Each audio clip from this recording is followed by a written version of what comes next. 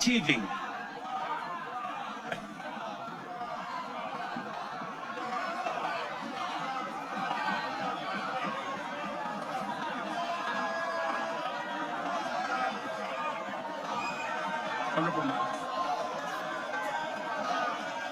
Honorable members.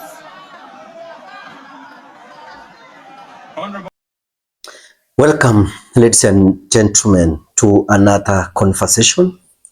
As always, I request you to watch it from the beginning to the end. President Ruto has unveiled huge promises again. First World Kenya, 50 mega dams, 10,000 megawatt energy target, 2,500 kilometers highways, SGR extension, and the modern ports and airports. Those are the promises he has made today akiwa Parliament. But even before he could finish, the MPs snapped, shouting, heckling towards him and calling him out.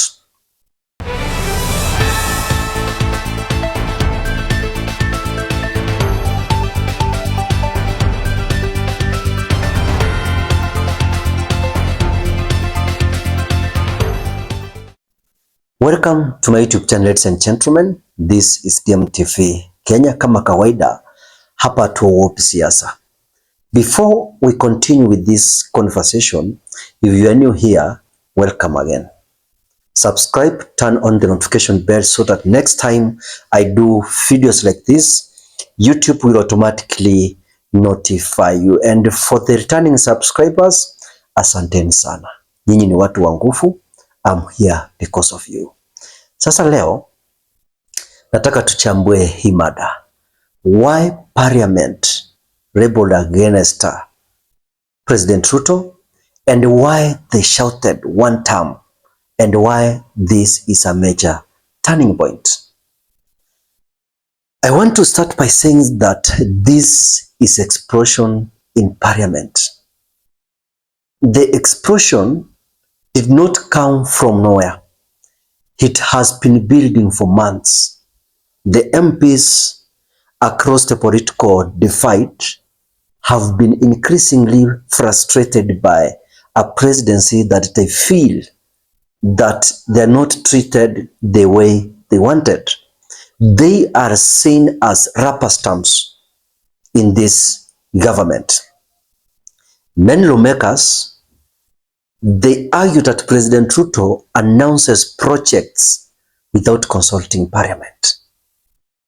He makes financial commitments that have no longer clear funding sources and gives promises that sound good but lack feasibility.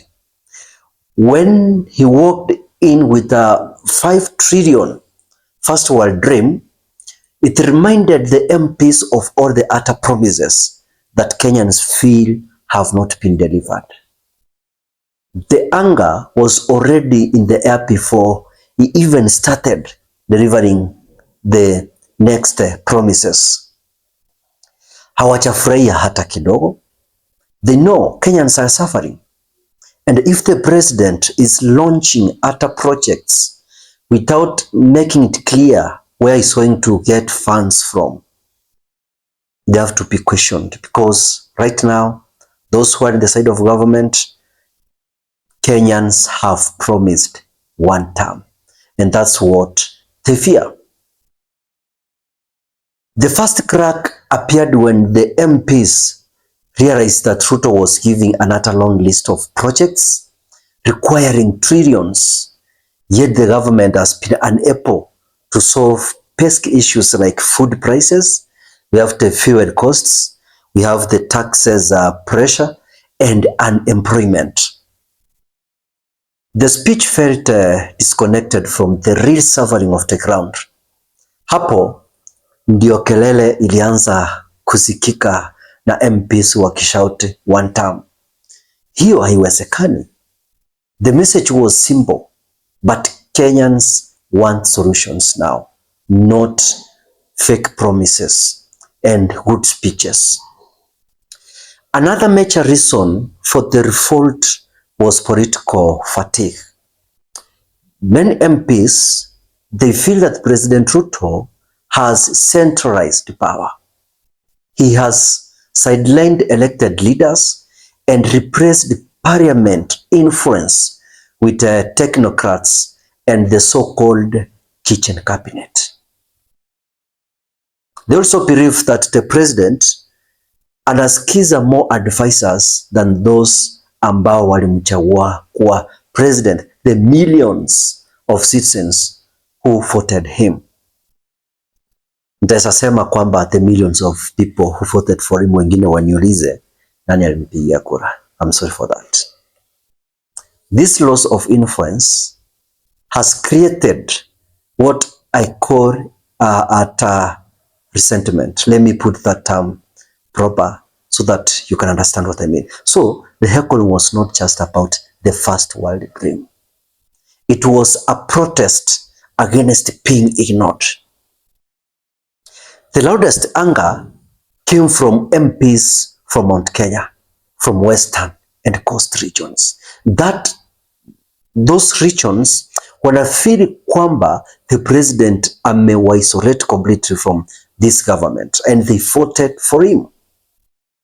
Wanajaribu kuargue kwamba the development promises have been slow and the political commitments have been broken. Wengine wana feel that the president is investing more in the PR. Is doing more in the PR than real development. So when he spoke about Singapore and Japan, the MPs waliona that it is an attempt to distract from the reality. And that's why they shouted him down. Another factor I want to talk about is the fear of 2027 backlash. The MPs wanajua the ground haiko vizuri. They know taxes and high cost of living are destroying political careers. They know being seen supporting the president blindly could cost them their seats. So kumupigia makelele President Ruto was a way of telling the voters, sisi hatuanguki na hii maneno.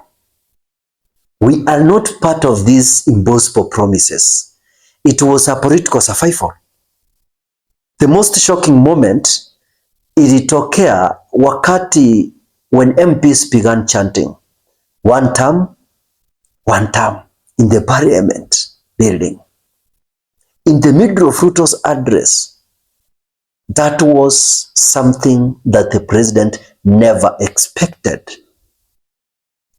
It showed that even in parliament, a place expected to respect presidents, the anger has reached boiling point. So, ma-MP wengi now wanaona President Ruto as a liability rather than the asset.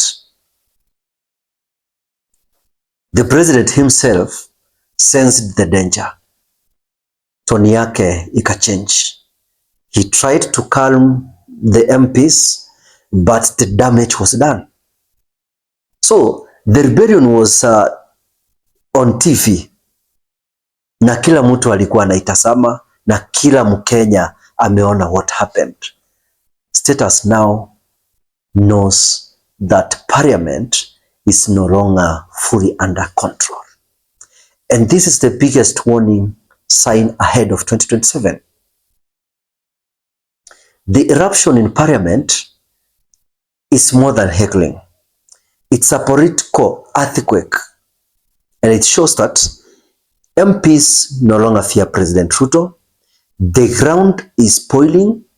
President Ruto's promises are losing credibility. And 2027 pressure has begun early. This is the first time MPs have openly humiliated a sitting president during a State of the Nation address.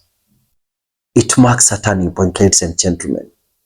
President Ruto has lost the room, and maybe the country's patience pia naye amepoteza. We expect more, ladies and gentlemen. Let's wait and see what's going to happen next. Thank you and goodbye.